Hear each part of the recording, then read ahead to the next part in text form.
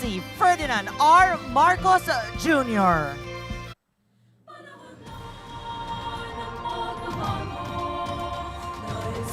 The President will now have a tour and inspection on our Negosyo at Trabaho booths.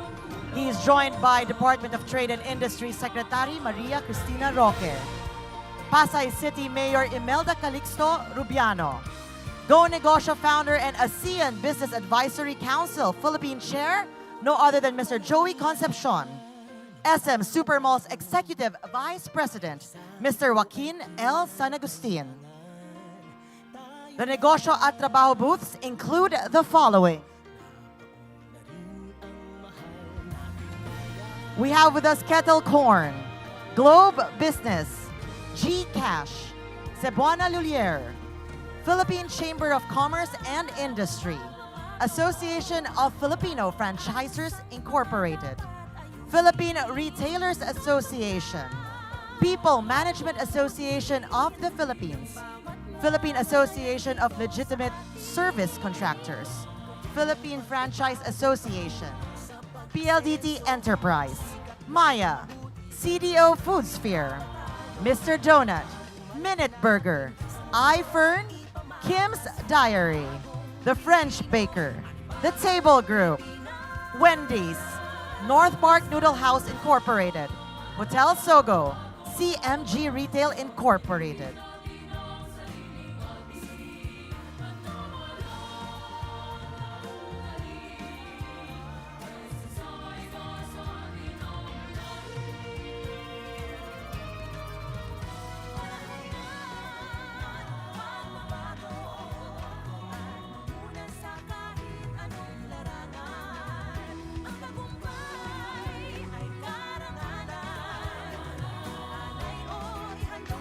Ladies and gentlemen, mayroon din po tayong Government Express booths. Ang government services ay isang one-stop shop para sa ating mga job seekers na nangangailangan ng pre-employment services tulad ng Department of Migrant Workers, Philippine Statistics Authority, National Bureau of Investigation, PhilHealth, Bureau of Internal Revenue, Social Security System at Pag-ibig Fund.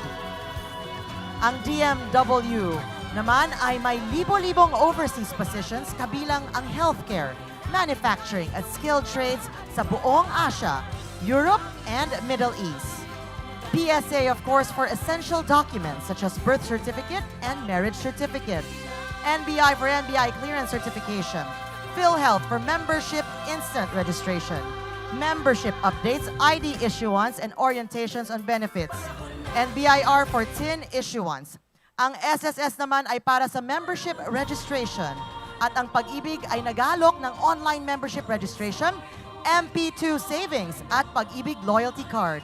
BDO Network Bank Incorporated, Bank of Makati, A Savings Bank Incorporated, Whiteport Incorporated, Foundever.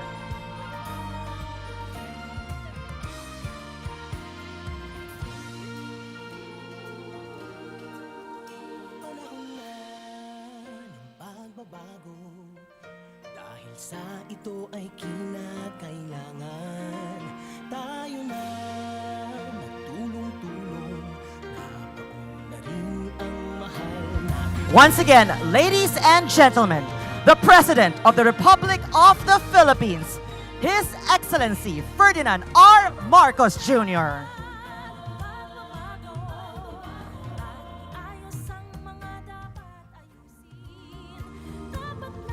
We may now be seated.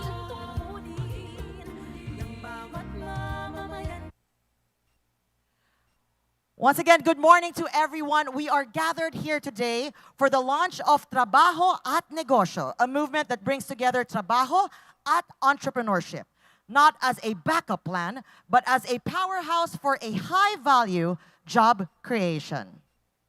To deliver the opening message, may we call on the founder of Go Negosyo and chairman of the Private Sector Advisory Council Lead for Jobs and ASEAN Business Advisory Council Philippines, no other than Mr. Joey Concepcion.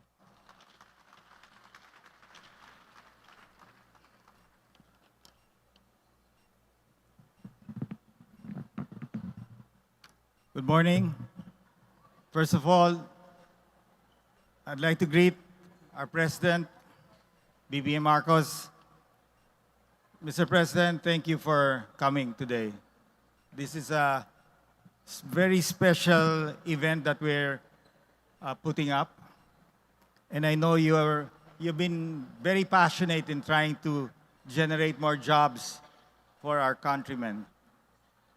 Of course, Secretary Roque, one of the most hardworking secretaries, a great partner with Negosyo. So how did we envision to put two brands, basically, Trabaho at Negosyo? As I was sharing with my fellow ASEAN back Council chairs, I felt that as we host the ASEAN, and this year we are the host until the end of our mid-November, it's very important that our hosting of ASEAN is inclusive. In other words, the events that we will be holding will not just be for big business. We would like to bring in our micro, small, and medium enterprise entrepreneurs to be part of ASEAN. And I believe that is the only pathway of making our country an inclusive country. In other words, prosperity for all. When we were discussing what event can we do, and among our advisors, we thought that maybe putting Trabaho at Negosyo becomes more powerful, in the sense that a citizen of this country has basically two options: get a job, start a business. There's nothing else. Whether a job is working in the medical field or in selling, etc. So, Trabaho at Negosyo is very, very important. This should be our focus. In other words, hiring more people will help our country grow. Providing access to mentorship, money and market for our MSMEs is very critical, because we don't want them to remain as micro and small. So as we host the ASEAN, many of our people will not understand what ASEAN is all about, especially those at the bottom of the pyramid. And this is why we have envisioned an event such as this that will be starting, we will start it as we hold our meetings here and as we hold the final big event, which is towards mid-October to November, what we call the ASEAN Business and Investment Summit. So aside from having these booths here in the different malls, whether it's SM, Ayala, Robinson, we will also put an LED in all of these events. As you see today, this same model will be applied in the malls. We are very optimistic that the malls will support it, because we want our Filipino citizens to see what is happening in ASEAN, because they'll never be able to enter due to security. And number two, having handled ASEAN in the Philippines during Duterte's time, the cost of the tickets will be just too expensive. So this is why we said, let's put an LED in all the malls. Let's continue with Trabaho and Negosyo, which to me is very important. And I think we can make this ASEAN hosting not exclusive to us, big business. I mean, we are there, but we want our micro, small, and medium enterprises to also be inspired. And this is the way forward. So together with Chris Roque, Secretary Chris, who was also an entrepreneur, we will definitely put all our effort. This, I would say, would be the last hosting of ASEAN this year. Next year, it will move to Singapore. So by the time it gets back to the Philippines, we will be 10 years older. So that's a different story. I don't know if we still have our memory. But seriously speaking, we are here. We want this ASEAN hosting to be inclusive to all, not just to us in big business. Thank you. Thank you very much, Mr. Joey Concepcion. And now to give us her message and introduce our guest of honor and keynote speaker, may we call on our very hardworking Trade and Industry Secretary, no other than Secretary Cristina Aldeguer Roque.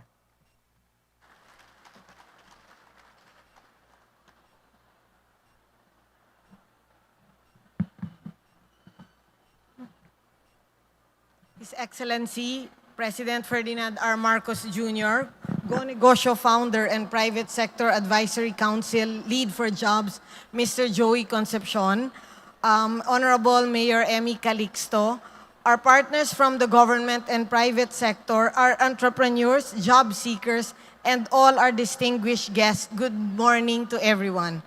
At the DTI, we believe that opportunity should be available to all, especially to the micro, small, and medium enterprises, which comprises 99.5% of the business establishment, 64% of the labor force, and 62% of that is women. This is a sector that we definitely cannot ignore.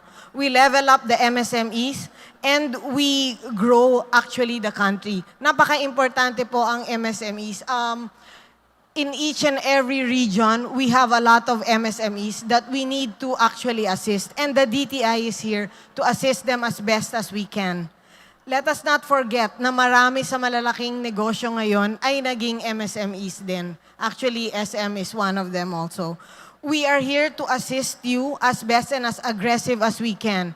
There are 18 regional offices nationwide, and we also have 1,400 negosyo centers nationwide. Pwede po tayong lumapit doon para matulungan namin kayo and makapagsimula kayong ng negosyo or mapaglago ang negosyo nyo.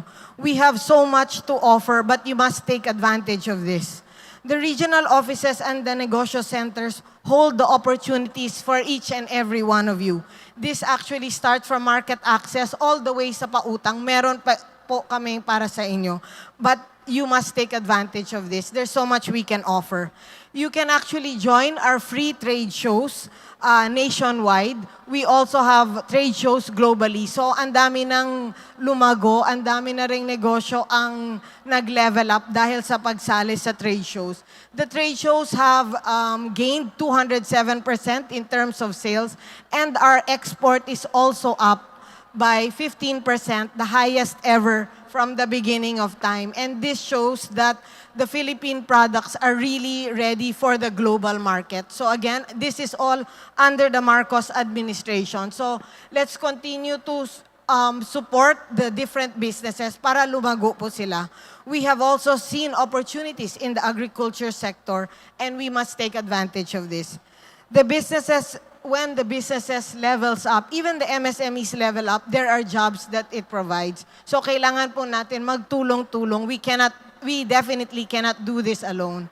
Now it's the National Women's Month. The DTI, through SB Corporation, which is a bank under DTI, has set aside 2 billion pesos for the women in business, women-led business, and women enterprises, and those women that want to start a business. This actually is 1 year no payment of principal and interest, all the way up to 5 million. And also, this is no collateral. So again, for those women that are in business, let's take advantage of this. Just go to sbcorp.gov.ph. Online po ang pag-apply dito. There are many opportunities from the Philippine government for you. We take a whole government approach to make sure that we get things done, and we'll get things done. So, to everyone that are into business, please avail of what the DTI can offer you. I've given a lot of my cards to all of you, so you can message me anytime and every time. Nais po ng ating Pangulo, si Ferdinand R. Marcos Jr., a Philippines where opportunity is not a privilege for the few, but a right for every hardworking citizen. His leadership reminds us that we are at our strongest and most effective when we move forward together. And now, it is my distinct honor to introduce the leader who commits to strengthening small and medium enterprises and securing a better future for our nation. Ladies and gentlemen, the President of the Republic of the Philippines, His Excellency Ferdinand R. Marcos Jr.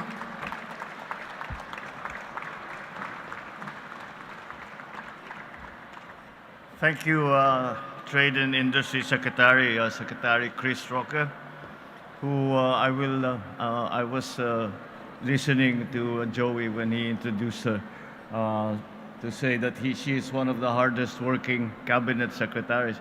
We should amend that one of the hardest working people that I know.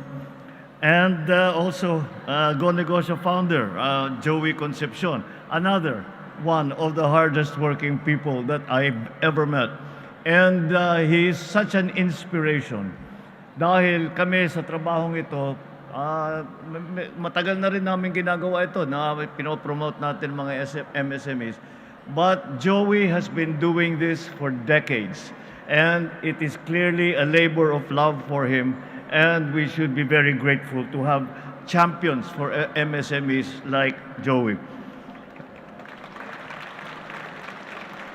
The Pasay City Mayor, Mayor Emmy Calixto Rubiano, my fellow workers in government, our partners in the private sector, distinguished guests, ladies and gentlemen, magandang umaga sa inyong lahat.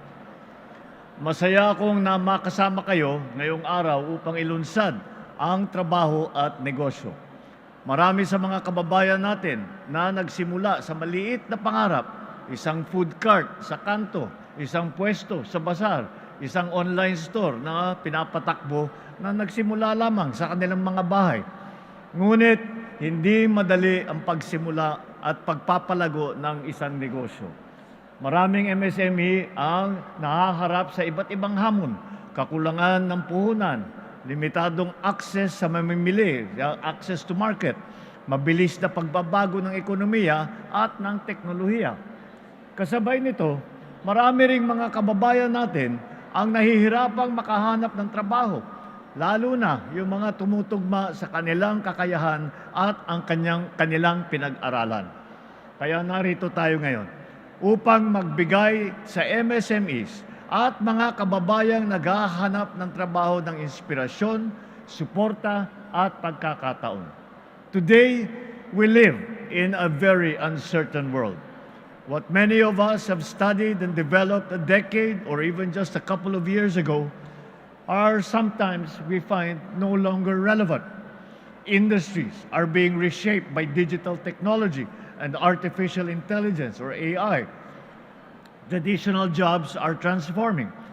The skills that were once optional, now they are essential. Naniniwala ako kayang makasabay naman ang mga Pilipino. Alam naman natin na sa kabila ng mga hamon, maabilidad at madiskarte ang ating mga kababayan. Marunong tayong maghanap ng paraan. Hindi natin sinusukuan ang problema kahit na ano ang hinaharap natin. Hindi hadlang ang makabagong mundo sa ating pag-unlad. Bagkus, gagamitin natin ito upang magtagumpay pa sa buhay. Panatilihin lang natin ang tiwala sa ating mga sarili. Huwag matakot sa teknolohiya. Pagbutihin ang ating mga kakayahan at samantalahin ang pagkakataon na dumadating sa atin. Tulad na lamang ng pagkakataong ibinibigay ngayong araw, ang trabaho at negosyo na programa ng Go Negosyo. Dito, may learning session kasama ang industry expert at thought leaders at magbabahagi ng kanilang kaalaman at karanasan sa larangan ng pagnenegosyo. May job fair na nag-uugnay sa ating mga kababayan at employer mula sa iba't ibang sektor. May mga one-stop shop pa na serbisyo na isinasagawa ngayon para magbigay ng pre-employment assistance at advisory service ang ilang ahensya ng gobyerno gaya ng DTI, ng TESDA, BIR at iba pa. Makakaasa po kayo na patuloy ang administrasyon na ito sa pagpapaunlad ng kasanayan ng ating mga kababayan. Ang pagpapalakas ng mga programang makakatulong sa bawat Pilipino na makahanap ng trabaho. Sa pamamagitan ng mas pinalakas na employment program, kabilang na ang skills training at business mentoring, mas napapalapit natin ang trabaho at pagkakataon sa ating mga mamamayan. Noong nakaraang taon, nakapagsagawa tayo ng mahigit 2,300 job fair sa buong bansa. Mula rito, higit 74,000 na job seeker ang kaagad na nakatanggap ng trabaho. Itong Enero lamang, 47 job fair na ang naisagawa natin at mula rito, mahigit 2,400 ang hired on the spot. Ibig sabihin, dito sa job fair pa lang, nakakuha na sila ng trabaho. Kasabay nito, pinapalawak din natin ang mga programa para sa reskilling, upskilling, at saka yung enterprise-based training ng ating mga manggagawa. Ibig sabihin, specialized training na po ito ang magtuturo ang mismo magiging employer ninyo. Para naman sa ating mga MSME, ginawa nating mas simple at mas mabilis ang serbisyo ng gobyerno.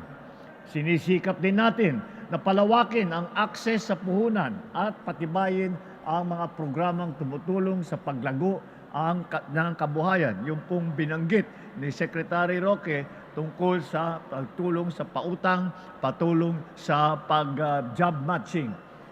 Sa pamamagitan ng mga negosyo center, mas napapalapit ang mga serbisyo ng pamahalaan sa mga negosyante. Dito, maaari kayong mabigyan ng payo, magkaroon ng mentorship, at makakuha ng tulong upang mapalapit ang inyong mga negosyo sa mamimili. Inaasahan natin na ang mga programang ito ang magbibigay ng dagdag na lakas sa kabuhayan ng ating mga kababayan. Ang isang sari-sari store owner ay maaaring makapagpalawak ng negosyo sa pamamagitan ng itinatawag na e-commerce.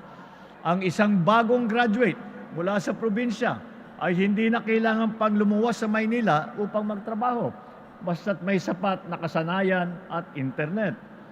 We equip our people not only to survive, but to succeed in this changing world. Sa layuning ito ng pamahalaan, katuwang natin ang ating mga kaibigan at partners sa pribadong sektor. Through the advocacy of Go Negosyo, we promote a positive mindset towards business, not as a last resort, but as a strong complement to our collective role in nation building. Truly, we cannot diminish the role of the private sector in helping the government address employment gaps, from identifying skills needed by industry to easing the path of doing business in our country. Kaya't hinihikayat ko po, kayong lahat dito, na pakinabangan ang learning session. Gamitin po ninyo ang kaalaman mula doon upang mapalakas pa ang kakayanan ninyo dito sa trabaho at negosyo. Because when we build skills, we build confidence. When we create jobs, we restore the dignity of our people. And when we strengthen our economic foundations, we build a stronger nation for tomorrow. Maraming salamat po. Mabuhay ang mga negosyante at manggagawang Pilipino. Mabuhay ang bagong Pilipinas. Thank you, Mr. President. And now may we request the President to kindly grant us a group photo downstage. We'd like to invite everyone to please come forward so you can be part of this monumental photo that we will be creating today para sa Negosyo or Go Negosyo launch Trabaho at Negosyo. We'd also like to invite everyone to kindly please squeeze in towards the middle so we can find space for everyone. Lahat po na nasa likod, maaari pong sumama, lapit lamang po kayo. All right, looks like everyone is ready. Sa ating mga photographers, handa na rin po ba kayo? All right, ready at the count of 3. Give your smiles. 1, 2, and 3. Thank you, Mr. President, for granting us a photo opportunity. Maraming salamat po.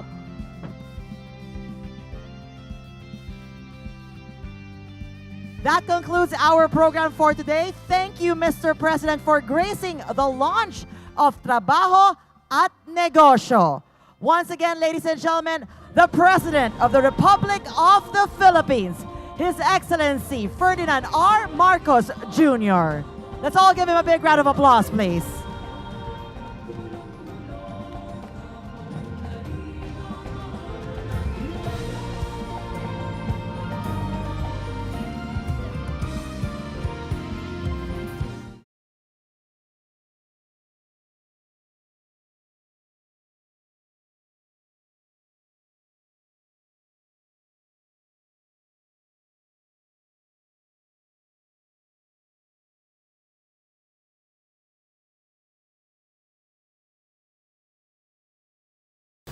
His Excellency President Lee Jae-myung, President of the Republic of Korea, esteemed ministers and officials of the Philippines and the Republic of Korea, distinguished guests, members of the media, ladies